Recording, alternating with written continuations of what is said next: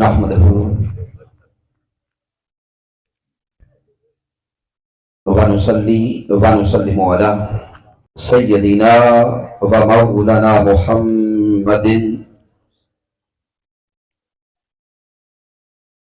نبي الأمين المكين الكريم الرؤوف الرحيم.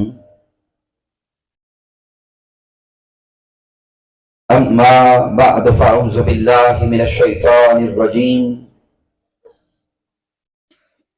بسم الله الرحمن الرحيم. قال الله تبارك وتعالى في القرآن المجيد: وَقَضَى رَبُّكَ أَلَّا تَعْبُدُوا إِلَّا إِيَّاهُ وَبِالْوَالِدَيْنِ إِحْسَانًا. صدق الله مولانا العظيم. إن الله وملائكته يصلون على النبي يا أيها الذين آمنوا صلوا عليه وسلموا تسليما. الصلاة والسلام عليك سيدي يا رسول الله وعلى آلك وأصحابك يا حبيب الله. الصلاة والسلام عليك يا شفيع المذنبين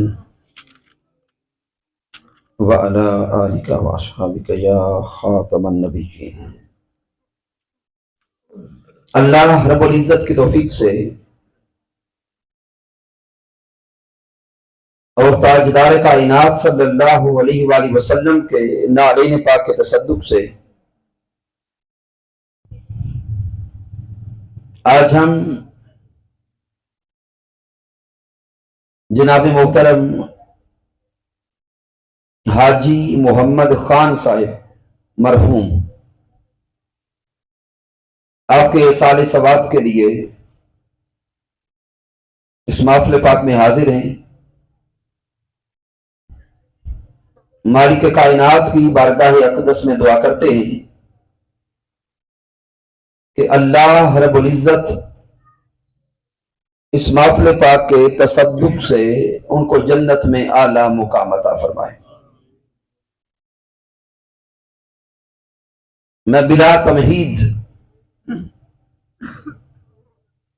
وقت کو بچاتے ہوئے کل شریف کی محفل پاک میں جہاں پہ گفتگو کا اختتام کیا تھا وہیں سے تسلسل کے ساتھ قرآن و حدیث کی روشنی میں گفتگو کو آگے لے کے چلتے ہیں.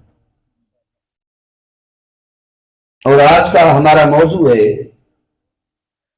قرآن و حدیث کی روشنی میں عظمت والدین.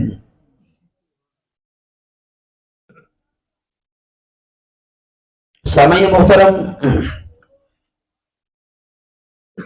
اس کائنات عرضی میں والدین اللہ کی طرف سے کسی بھی انسان کے لیے سب سے بہترین تحفہ ہے. جب لفظ والدین بولا جاتا ہے تو یہ تثنیہ کا صیغہ ہے. اس میں ماں اور باپ دونوں کا ذکر ہوتا ہے. اگر ہم لفظ ماں پہ توجہ کریں تو لفظ ماں اپنے اندر ایک مٹھاس اور ممتا کا جذبہ لیے ہے. اور پھر جب لفظ باپ پہ توجہ کرتے ہیں تو باپ بھی اپنی اولاد کے لیے بے پناہ محبتیں اپنے سینے میں لیے بیٹھا ہے.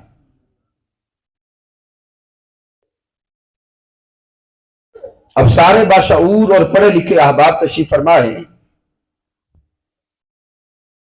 اگر لفظ باپ پہ توجہ کریں تو یہ با الف اور پے ان تین حروف کو ملائیں تو لفظ باپ بنتا ہے. عرفاء بیان کرتے ہیں کہ ان تین حروف کو دیکھیں تو یہ صرف تین حروف نہیں، تین صفات ہیں. با سے مراد ہے بر. بر کہتے ہیں نیکی کو. الف سے مراد الفت و ایثار یعنی محبت کا کمال، اور پے سے مراد پیار. تو گویا یہ تین صفات جمع ہوتی ہیں. بر یعنی خود نیکی کرنے والا اور اولاد کو نیکی کے راستے پہ چلانے والا. الف سے مراد ایثار یعنی اس اولاد کی خاطر دن رات قربانی اور ایثار کا جذبہ سینے میں رکھنے والا باپ ہے. اور پے سے مراد پیار یعنی یہ تین صفات جب جمع ہوتی ہیں تو ایک باپ کی ہستی بنتی ہے. اور رب کائنات قرآن مجید فرقان حمید میں پھر کئی مقامات پر عظمت والدین کو بیان کرتا ہے. ابتداءً سورہ بنی اسرائیل کو دیکھیں، آیہ کریمہ نمبر 23. اللہ رب العزت ارشاد فرما رہا ہے وَقَضَىٰ رَبُّكَ أَلَّا تَعْبُدُوا إِلَّا إِيَّاهُ وَبِالْوَالِدَيْنِ إِحْسَانًا. رب کائنات فرماتا ہے کہ اس کلام پہ غور کرو. وَقَضَىٰ رَبُّكَ اور تمہارے رب کا فیصلہ یہ ہے، اور تمہارے رب کا امر یہ ہے، تمہارے اللہ کا حکم یہ ہے. اور وہ امر و حکم کیا ہے؟ وَقَضَىٰ رَبُّكَ أَلَّا تَعْبُدُوا إِلَّا إِيَّاهُ وَبِالْوَالِدَيْنِ إِحْسَانًا. رب فرماتا ہے کہ اے انسان، تجھ پہ سب سے پہلا حق اللہ کا ہے جس نے تجھے یہ وجود بخشا ہے.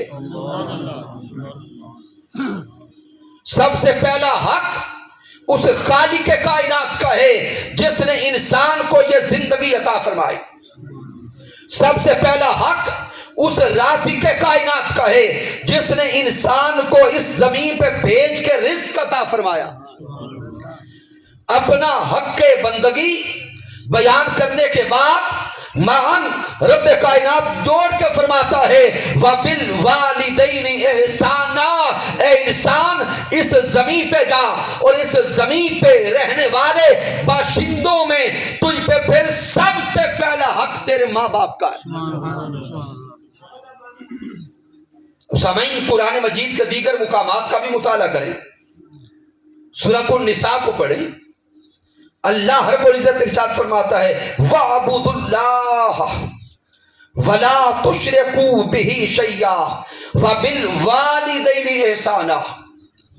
سورۃ النساء میں بھی رب کائنات نے والدین کے ساتھ اس نے سلوک کو بیان کیا، لیکن وہاں بھی رب کائنات کا انداز بیان دیکھیں.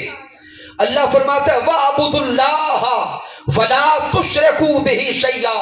اور اللہ کی عبادت کرو اور اللہ کے ساتھ کسی اور کو شریک نہ بناؤ.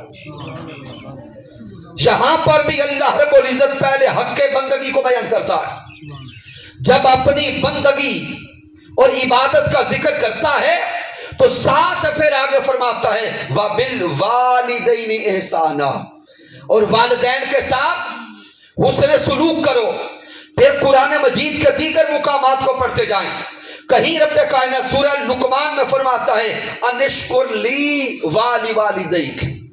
اے انسان، تو میرا شکر ادا کر اور اپنے والدین کا شکر ادا کر. انسانی ذہن میں سوال پیدا ہوتا ہے، اے رب کائنات، تو نے والدین کے ساتھ حسن سلوک کو اپنی بندگی کے ساتھ جوڑ کے بیان کیوں کیا ہے؟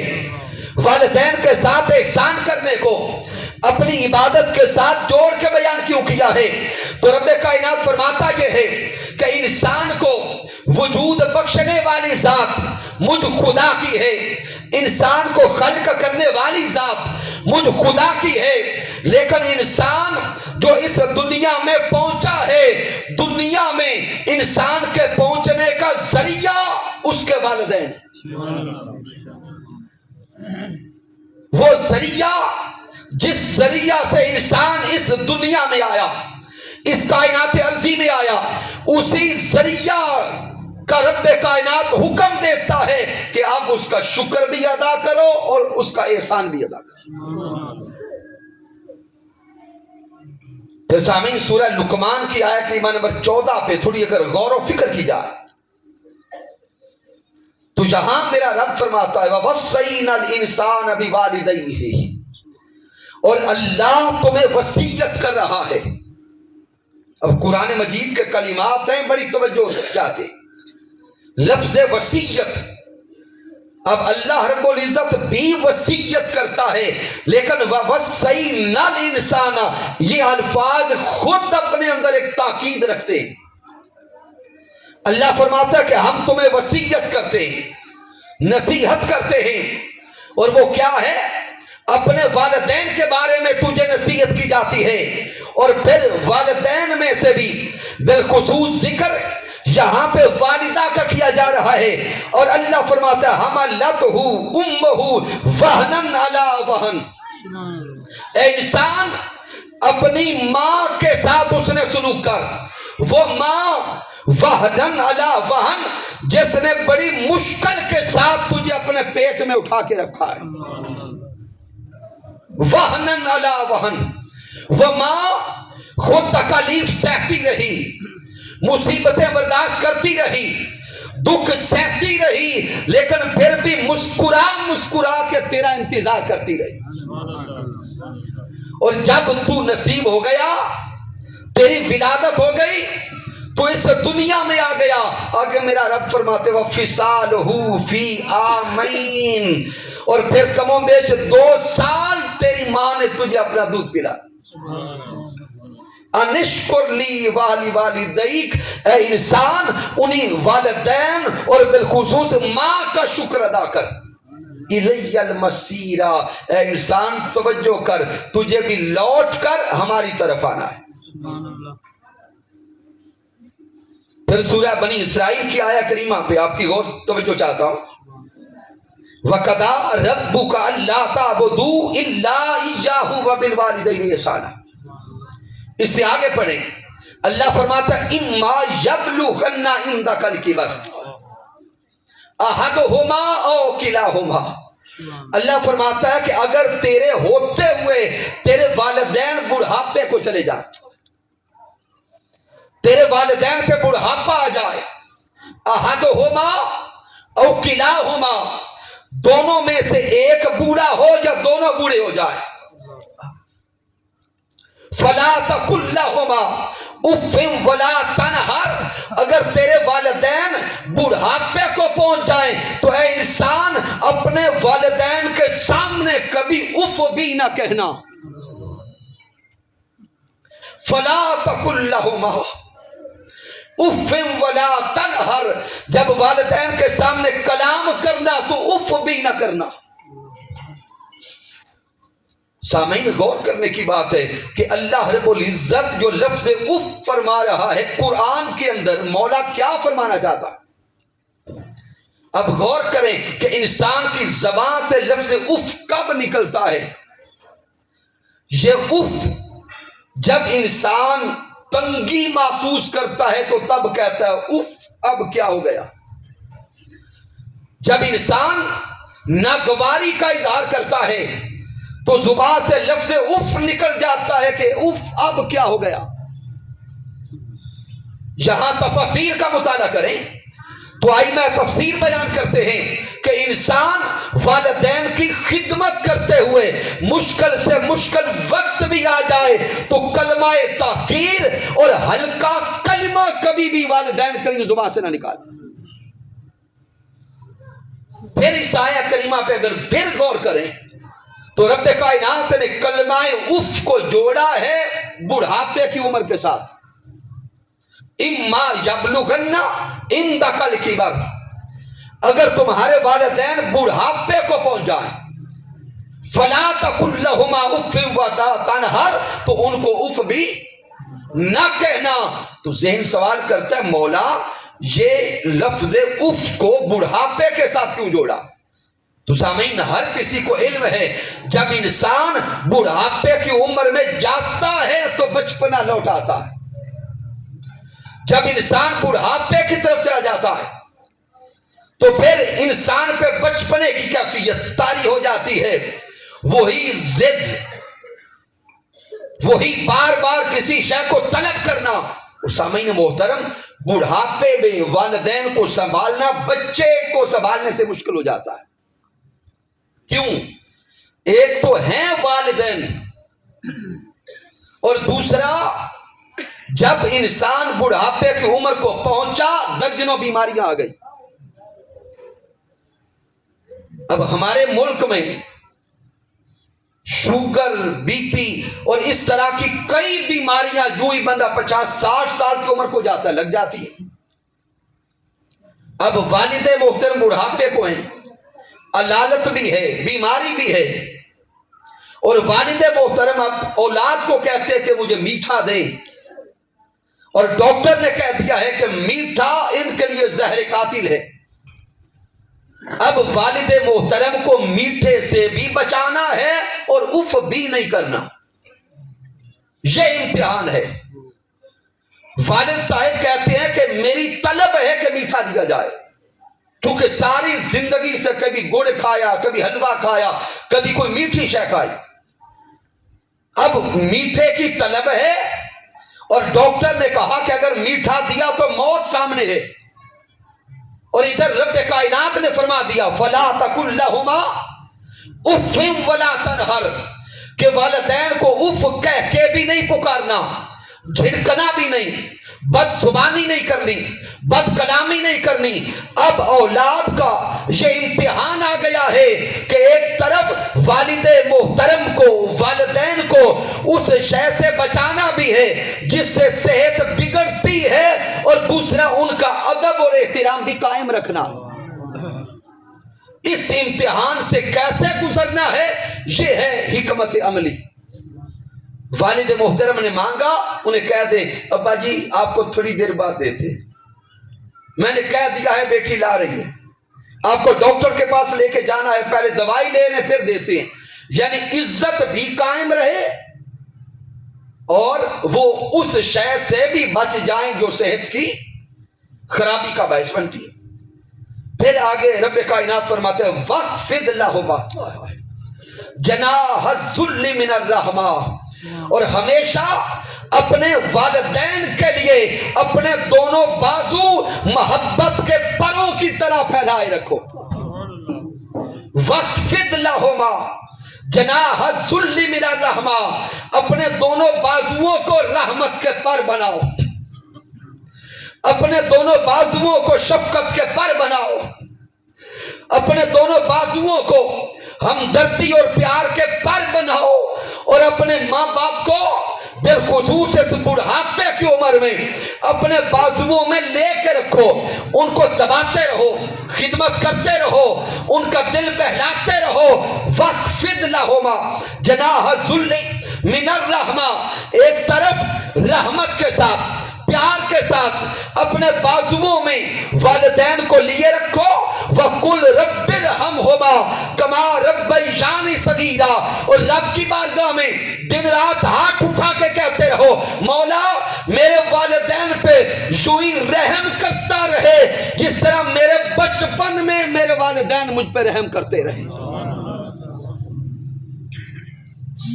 اور جہاں توجہ کریں اللہ رب العزت کے کلام پر, قُلْ رَبِّ ارْحَمْهُمَا کما ربیانی صغیرا, اللہ فرماتا ہے کہ یوں دعا کرو کہ وہ میرے رب, والدین کو یہاں رب خود رب کہہ رہا ہے, ہیں والدین, لیکن اللہ نے لفظ کیا چنا ہے رب. لفظ اللہ نے والدین کے لیے قرآن میں چنا. اب ذہن سوال کرتا ہے مولا رب تو ہے, اور یہاں فرماتا ہے کل رب ارحمہما, اپنے والدین کو بھی رب کہو. مولا یہ والدین رب کیسے ہو گئے؟ تو وہ رب کائنات فرماتا ہے میں تجھے دنیا میں بھیجنے والا ہوں اور یہ رب تجھے اسی دنیا میں پالنے والے، سبحان اللہ۔ اس لیے ان کو بھی رب کہا گیا۔ تو سامعین محترم آپ آئیے حدیث مبارکہ کی طرف۔ جب والدین کی عزت و عظمت کا ذکر رب کائنات قرآن میں کرتا ہے تو درجنوں احادیث نبوی ہیں کہ میرے پیارے مصطفیٰ والدین کی عزت اور عظمت کو بیان کر رہے ہیں۔ امام بخاری صحیح بخاری میں لائے، امام مسلم صحیح مسلم میں لائے، اور اس حدیث مبارکہ کو حضرت ابو ہریرہ رضی اللہ تعالیٰ عنہ روایت کرتے ہیں کہ ایک صحابی حضور کی بارگاہ اقدس میں حاضر ہوئے، عرض کرتے ہیں اے پیارے آقا علیہ الصلوۃ والسلام من احق بحسن صحابتی، اے میرے حضور مجھے فرمائیے کہ میرے قرابت داروں میں مجھ پہ سب سے پہلا حق کس کا ہے؟ میرے قریبیوں میں مجھ پہ سب سے پہلا حق کس کا ہے؟ صدقے جائیں پیارے مصطفیٰ پر، میرے آقا فرماتے ہیں امک، تجھ پہ سب سے پہلا حق تیری ماں کا ہے۔ وہ صحابی پھر عرض کرتا ہے ثم من، اے پیارے آقا ماں کے بعد پھر حق کس کا ہے؟ دوسری بار پھر میرے آقا فرماتا ہے امک، دوسرا حق بھی تجھ پر تیری ماں کا ہے۔ وہ صحابی تیسری بار پھر عرض کرتے ہیں ثم من، حضور مجھ پہ تیسرا حق کس کا ہے؟ تاجدار کائنات تیسری بار پھر فرماتے ہیں امک، تیسرا حق بھی تجھ پر تیری ماں کا ہے۔ صحابی چوتھی بار پھر عرض کرتے ہیں ثم من، حضور مجھ پہ چوتھا حق کس کا ہے؟ اب اس سے چوتھے مقام پہ آقا فرماتے ہیں ابوک، چوتھا حق تجھ پہ تیرے باپ کا ہے۔ اب آپ قریب آ جائیں چونکہ پیچھے جگہ کم ہو گئی ہے۔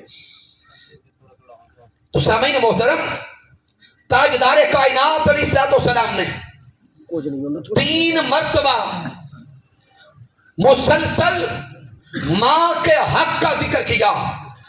میرے آقا نے 3 بار فرمایا کہ تجھ پہ پہلا حق بھی تیری ماں کا، دوسرا حق بھی تیری ماں کا، تیسرا حق بھی تیری ماں کا۔ انسانی ذہن میں سوال پیدا ہوتا ہے اے پیارے محبوب کائنات، یہ 3 بار مسلسل پہلے 3 حق ماں کے کیوں بیان کیے؟ تو صدقے جائیں تاجدار کائنات کے علم پر، پیارے محبوب کی شان رفعت پر، تاجدار کائنات کی نگاہ کے سامنے مسلسل 3 مرتبہ ماں کے وہ 3 ادوار تھے جن 3 مشکل ادوار سے گزر کے ماں نے اس اولاد کو پالا ہے۔ پہلا دور جس کا ذکر رب کائنات قرآن میں کرتا ہے حملتہ امہ وہنا علی وہن، کہ ماں نے اپنی اولاد کو کم و بیش 9 مہینے اپنے بطن میں اٹھا کے رکھا، بطن میں سجا کے رکھا۔ جب 9 ماہ اولاد اپنے ماں کی پیٹ میں تھی، ہر دن مشکل تھا، کھانا مشکل ہو گیا، پینا مشکل ہو گیا، اٹھنا مشکل ہو گیا، بیٹھنا مشکل ہو گیا۔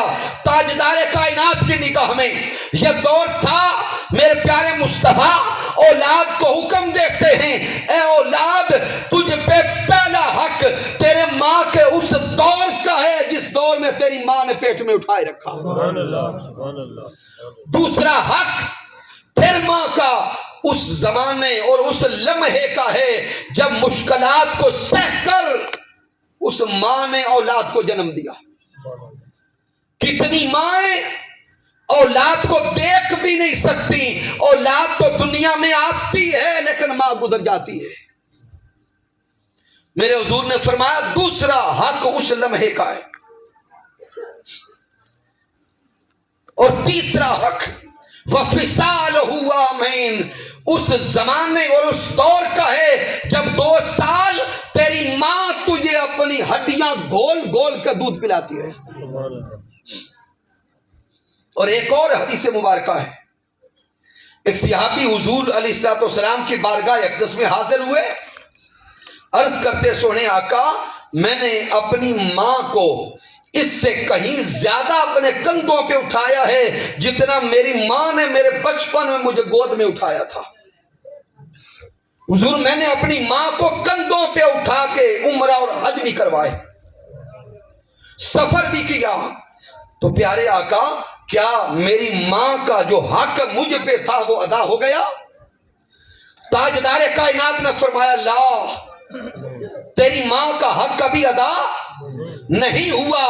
سارا حق تو دور کی بات, میرے آقا نے فرمایا تیری ماں جب تجھے جنم دے رہی تھی اس لمحے جو اس کو ایک درد کا لمحہ گزرا تھا, ابھی ایک درد کا بھی حق تو نہیں دے سکا. اور آج جب ہم اولادیں جوان ہو جاتی ہیں تو والدین کو ہم سکھانا شروع کرتے ہیں کہ اما ابا دوانو نہیں پتا کہ بندیاں چ گل کس طرح کرنی. پھر سامعین محترم, امام حاکم المستدرک ملا ہے حدیث مبارکہ, حضرت عبداللہ ابن عمر رضی اللہ تعالیٰ عنہ سے روایت ہے کہ ایک صحابی حضور علیہ السلام کی بارگاہ اقدس میں ہوئے اور ہجرت کی بیعت کی. صحابی حضور کی بارگاہ میں عرض کرتے سونے آقا میں مدینہ ہجرت کرنے آیا ہوں. میرے پیارے آقا علیہ السلام نے پوچھا کیا تیرے ماں باپ زندہ ہیں؟ اور یاد رکھیں وہ جو ماں باپ ہیں وہ ابھی مسلمان نہیں ہوئے. صحابی ایک جوان مسلمان ہو گئے, حضور تاجدار کائنات نے مسلمانوں کو مدینہ بھیجنا شروع کر دیا. ایک نو مسلم جوان صحابی حضور کی بارگاہ میں عرض کرتے سونے آقا میں بھی ہجرت کرنے آیا. ہجرت کی بیعت حضور کی آنکھوں پہ کرتے ہیں. میرے پیارے محبوب پوچھتے ہیں کیا تیرے ماں باپ زندہ ہیں؟ وہ عرض کرتا ہے حضور وہ ابھی مسلمان نہیں ہوئے, جب میں نکل رہا تھا تو ان کی آنکھوں میں آنسو تھے. جب میں ہجرت کے لیے نکل رہا تھا تو وہ رو رہے تھے. تاجدار کائنات نے فرمایا ارجی الیہما, واپس پلٹ جاؤ اپنے ماں باپ کے پاس, واپس لوٹ جاؤ اپنے ماں باپ کے پاس. فَضْحِكْهُمَا, جن کو روتا چھوڑ آئے ہو اب ان کے چہرے کی مسکراہٹ کا سبب بن جاؤ.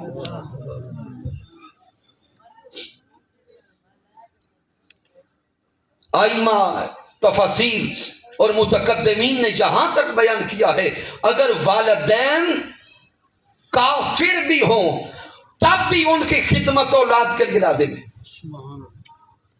ہاں اگر وہ کافر ہیں اور اولاد کو کہتے ہیں کہ بت خانے چھوڑ آؤ تو چھوڑنے نہ جاؤ, بت خانے چھوڑنے نہ جاؤ, لیکن بت خانے موجود ہیں اور پیغام بھیجتے ہیں کہ واپس لے جاؤ تو ان کو واپس لینے کے لیے بھی جاؤ.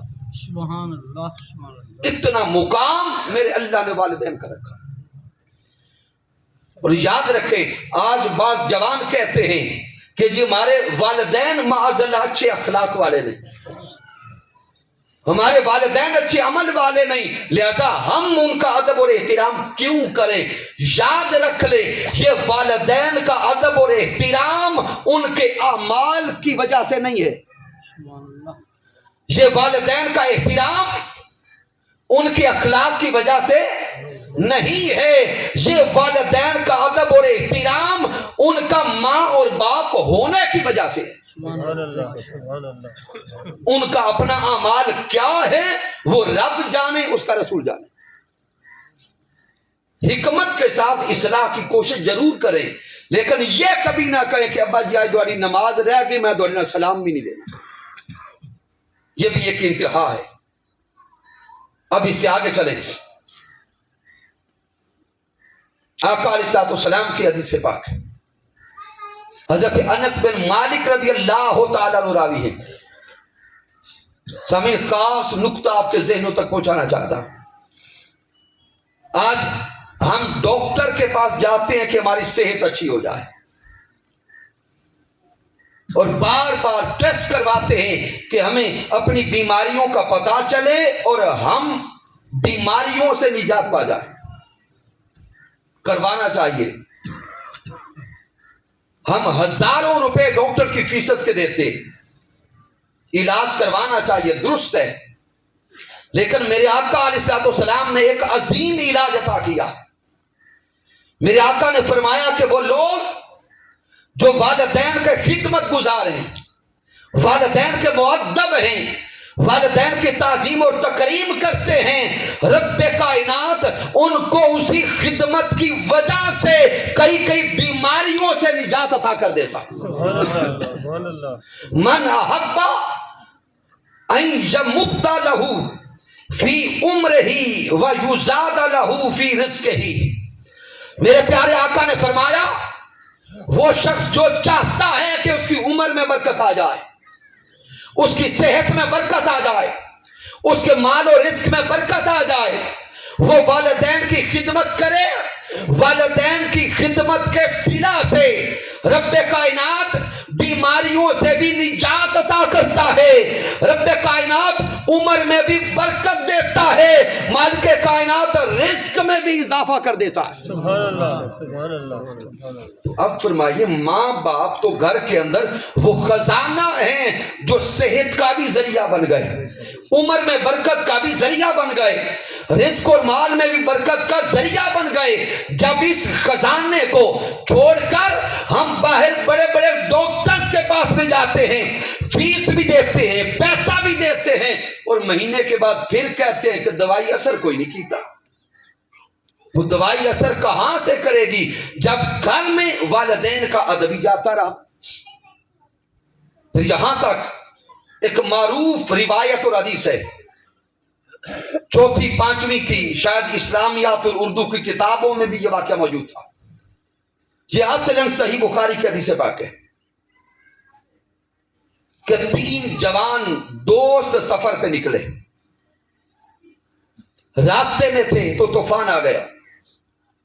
بارش اور طوفان سے بچنے کے لیے وہ ایک غار کے اندر چلے گئے کہ بارش اور طوفان تھم جائے پھر آگے چلتے. وہ طوفان اتنا زیادہ تھا کہ پہاڑ کے اوپر سے کوئی بہت بڑا پتھر نیچے گرا, اور جس غار کے اندر تھے وہ غار اس پتھر سے بند ہو گئے. اب وہ 3 جوان غار کے اندر محصور ہو گئے. طوفان تو رک گیا, پتھر کو انہوں نے دھکیلنے کی کوشش کی, نہ نکل سکے. شور شرابہ کیا, کوئی آواز سننے والا نہیں تھا. آخر وہ تینوں جوان اب موت کے انتظار میں بیٹھ گئے کہ نہ تو باہر کسی کو خبر ہے کہ ہم اندر بند ہیں, اور پتھر اتنا بڑا کہ ہم اس کو دھکیل نہیں سکتے. موت کے انتظار میں بیٹھے. امام بخاری صحیح بخاری میں لائے کہ پیارے آقا علیہ الصلوۃ والسلام اپنے صحابہ کو یہ خبر دے رہے ہیں کہ وہ 3 جوان غار میں بند تھے, مرنے کے قریب تھے, لاغر ہو چکے تھے. یہاں تک کہ ان کے ذہن میں بات آئی اور سب نے کہا کہ ہم نے زندگی میں جو کوئی بڑی نیکی کی ہے, آئیے اس نیکی کے صدقے اللہ سے دعا کریں مولا یہ راستہ دے دے. سبحان اللہ. سبحان اللہ. اب وہ تینوں جوان اپنی ایک ایک نیکی کا صدقہ رب کی بارگاہ میں دعا کرنے لگے. ان میں سے ایک جوان رب کی بارگاہ میں روتے ہوئے کہتا ہے, مولا تجھے علم ہے کہ میرے ماں باپ بوڑھے ہیں, مولا تو جانتا ہے کہ میرے والدین بڑھاپے کی عمر کو چلے گئے, اور میں بکریاں پالتا ہوں, بکریاں چراتا ہوں.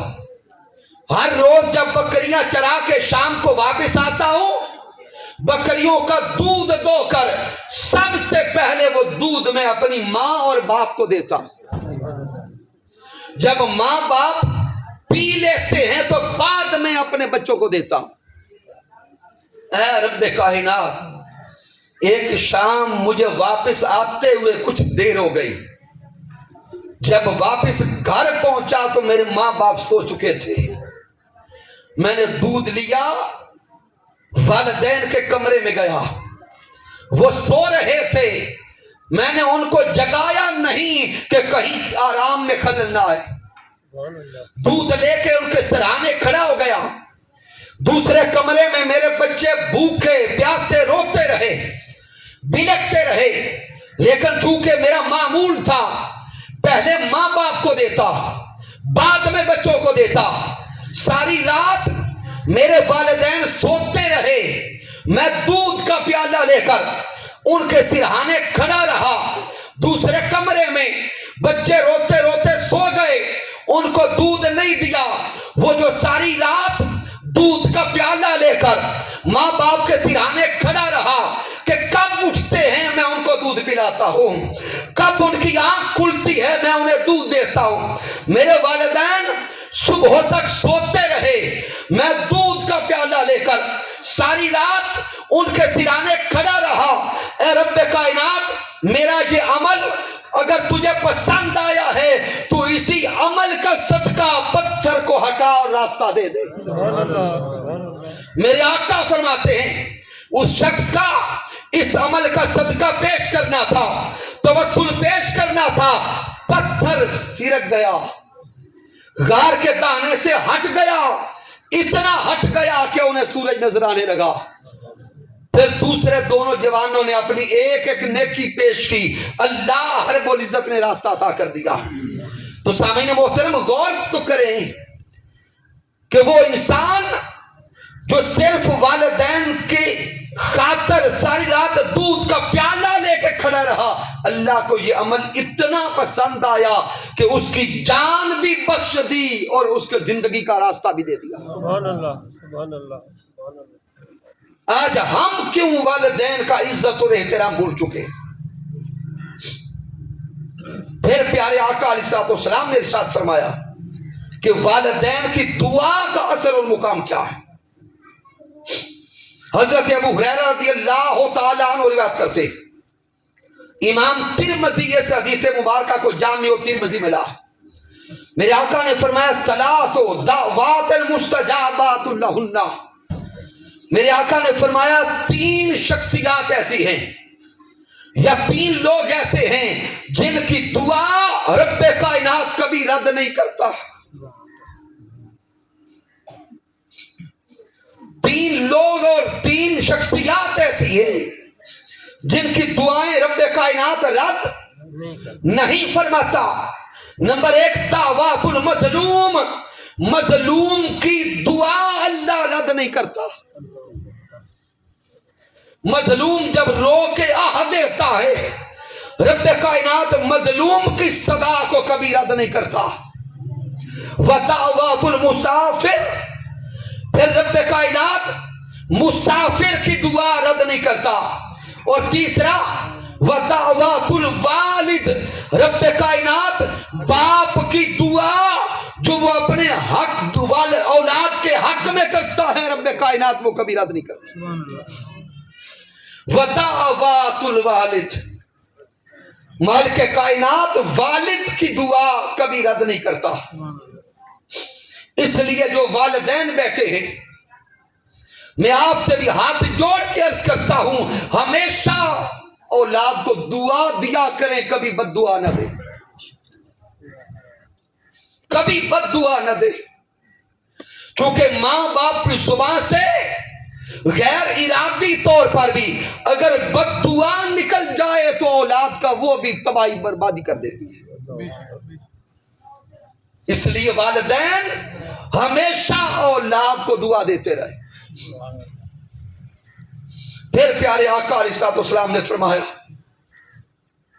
کہ اللہ رب العزت 3 لوگوں کی کوئی عبادت ہی قبول نہیں کرتا۔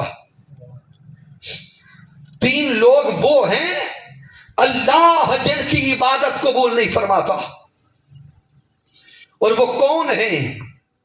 آکن، ایک وہ شخص ہے جو والدین کا نافرمان ہے، جو والدین کا بے ادب اور والدین کا نافرمان ہو گیا، وہ اگر ساری زندگی بھی نمازیں ادا کرتا رہے، مولا اس کی کوئی نماز قبول نہیں کرتا۔ کیا بات، بے شک بے شک بے شک۔ تو سامعین محترم، آج کے دور میں ہر انسان کامیابی کے پیچھے دوڑ رہا ہے. ہر انسان چاہتا ہے کہ مجھے کامیابیاں مل جائیں. ادھر پیپر ہمارے قریب آتے ہیں تو دعائیں کروانے چلتے ہیں کہ امتحان میں پاس ہو جائے.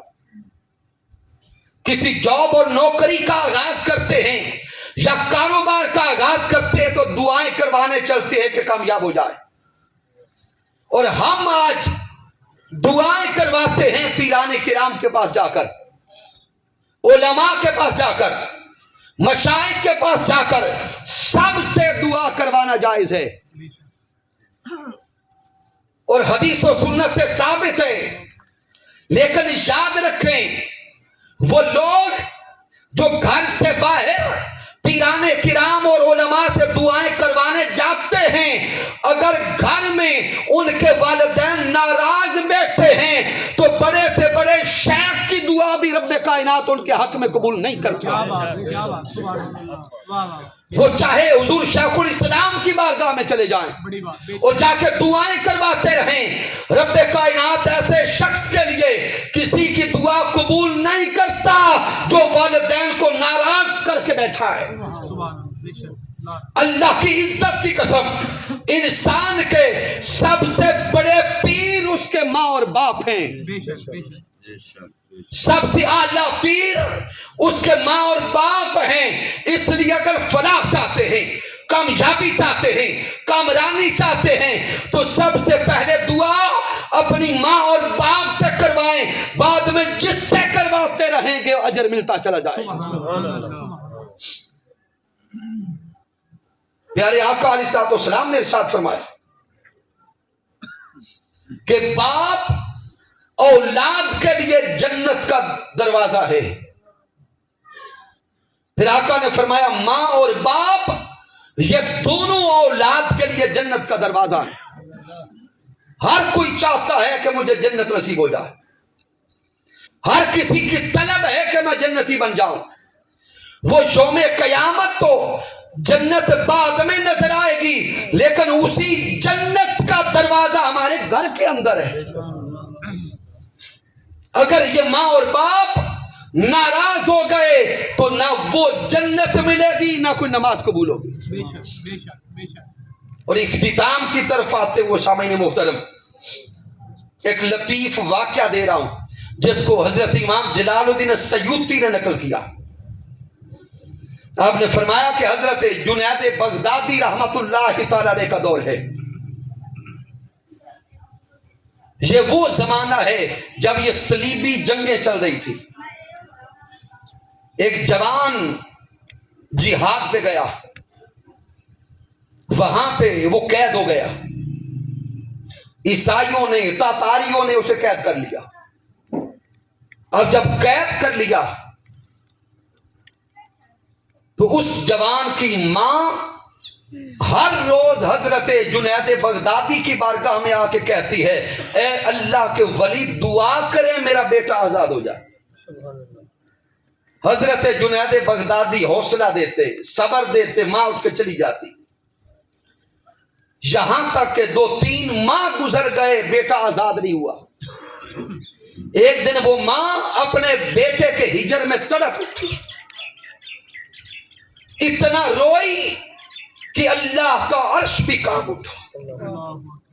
اور وہ روتی روتی حضرت جنید بغدادی کی بارگاہ میں آئی, آ کے کہتی ہے کہ اللہ کے ولی آج 2 دعائیں لائی ہوں, جو دل کرتا ہے کر دے.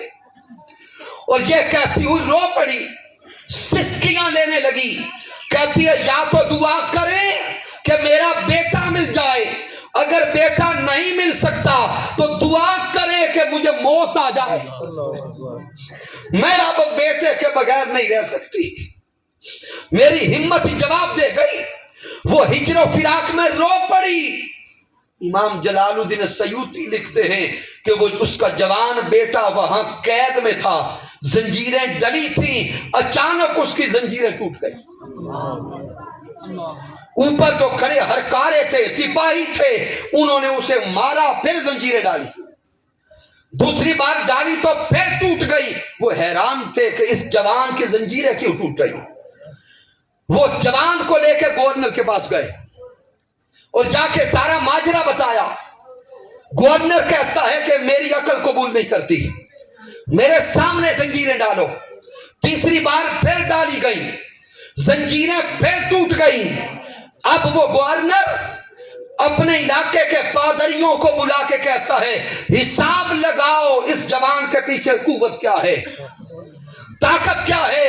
وہ پادری اپنا علمی حساب لگاتے رہے. آخر ایک پادری اس جوان کے قریب آیا, قریب آ کے اس جوان کے کانوں میں کہا, ایک سوال پوچھا, اے جوان کیا تیری ماں زندہ ہے؟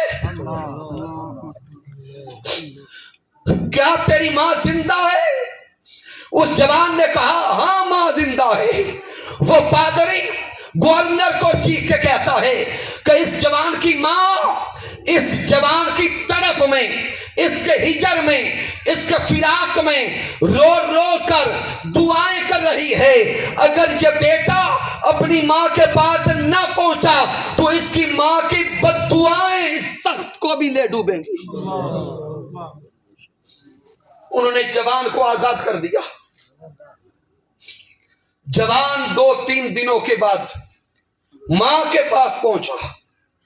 ماں نے سینے سے لگایا, پیار کیا, گھر سے تحفے تحائف لیے, بیٹے کا ہاتھ پکڑا, حضرت جنید بغدادی کی بارگاہ میں لے جا کے کہتی ہے کہ قبلہ پیر محترم آپ کی دعا سے بیٹا آزاد ہو گیا. حضرت جنید بغدادی کی آنکھیں برس پڑی. حضرت جنید بغدادی اس جوان کو کہتے, جوان تو بتا تو آزاد کیسے ہوا؟ جوان نے وہ سارا ماجرا سنا دیا کہ ظہر کے بعد کا وقت تھا, میری زنجیریں ٹوٹنے لگی. حضرت جنید بغدادی وہ تحفے ماں کے ہاتھوں میں دے کے کہتے ہیں, اے ماں یہ وہی لمحہ تھا جب تو ادھر رو رو کر سسکیاں لے لے کر دعائیں التجائیں کر رہی تھی, اور تیری دعاؤں نے رب کا عرش بھی ہلا دیا. یہ بیٹا میری دعاؤں سے آزاد نہیں ہوا, یہ بیٹا تو تیری سسکیوں اور آہوں سے آزاد ہوا. نعرہ تکبیر, نعرہ رسالت, نعرہ تحقیق, نعرہ حیدری, علماء اہل سنت. تو سامعین محترم, یہ والدین اس دنیا میں رب کائنات کا سب سے بہترین تحفہ ہے, اور والدین کا ادب ہم پہ لازم ہے. اب وہ آداب کیا ہے میں 1-2 جملوں میں دینے لگا ہوں. والدین کا سب سے پہلا ادب تو یہ کہ ان کی خدمت تسلسل کے ساتھ کی جائے, جو پہلے ذکر ہو چکا. اس کے علاوہ والدین کو ہمیشہ وقت دیں, جتنا وقت بن سکتا ہے کوشش کریں کہ ماں باپ کے پاس بیٹھیں, انہیں سنائیں نہیں, ان کی سنیں. پھر والدین کا ادب یہ ہے کہ جب کبھی والدین کے ساتھ چلیں, اگر کوئی بیماری کا یا شرعی عذر نہ ہو تو ہمیشہ والدین کے پیچھے چلیں. والدین سے بولنے لگیں تو اپنی آواز کو نیچے رکھیں, والدین سے اونچا کبھی نہ بولیں. والدین کے ساتھ بیٹھ کے کھانا کھائیں تو کھانا کھاتے ہوئے ایک برتن میں ایک ڈش میں کھا رہے ہوں, لیکن اس احتیاط سے کھائیں کہ جس لقمے پہ ماں باپ کی نگاہ ہے وہ آپ کے منہ میں نہ جائے. پھر یہ دور سیلفیوں کا دور ہے. ہم دوست ایک دوسرے کو کہتے ہیں کھلو جائیں سیلفی لئیے. سوچیں تو صحیح, کیا اپنی ماں باپ کو بھی کبھی خوش کرنے کے لیے سیلفی لی ہے؟ خدا کے لیے ان لطافتوں کو محسوس کریں. اور والدین کے سامنے بڑے سے بڑے عالم بھی ہوں, ساری چیزوں کا علم ہو اور ہر شے کا علم بھی آپ کے پاس ہو, تو والدین کے پاس یوں گونگے بن کے بیٹھیں جس طرح آپ کو کسی شے کا پتہ ہی نہیں. یہ والدین کا ادب ہے. اور ہم وہ ہیں جو والدین کے سامنے ادب علم جھاڑنے بیٹھ جاتے ہیں, اور جب والدین دنیا سے چلے جائیں, اگر آنکھوں سے اوجھل ہو جائے تو پہلے تو ادب اور احترام سے ان کے کفن دفن کا اہتمام کریں، ان کی وصیت پوری کریں،